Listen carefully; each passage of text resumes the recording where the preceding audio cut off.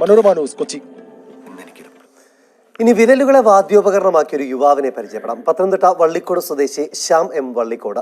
വിരലുകളിൽ വിസ്മയം തീർക്കുകയാണ് അദ്ദേഹം. ഫിംഗർ ഡ്രം പ്രകടനത്തിലൂടെ Shyam Arabian book of world റെക്കോർഡ്സിൽ ഇടം പിടിക്കുകയും ചെയ്തു.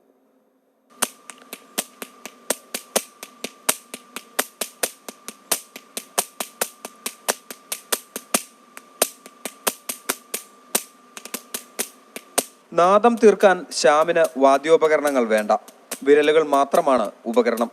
അതിൽ നിന്ന് ഇതുപോലെ ഇമ്പമുള്ള താളമെത്തും.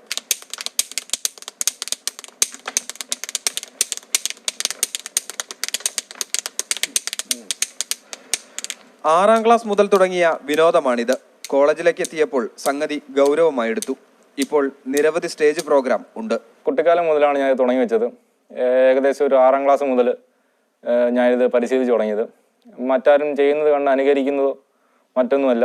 ഞാൻ തന്നെ കണ്ടുപിടിച്ച് ഞാൻ അതിൽ താളങ്ങൾ കൊടുത്ത് ഞാൻ തന്നെ ഉണ്ടാക്കിയെടുത്തൊരു സൃഷ്ടി തന്നെയാണിത്.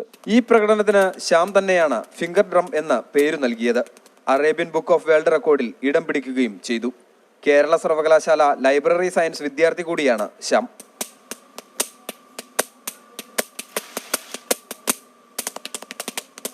മനോരമ ന്യൂസ്, പത്തനംതിട്ട. ഇടുക്കി ജില്ലയിലെ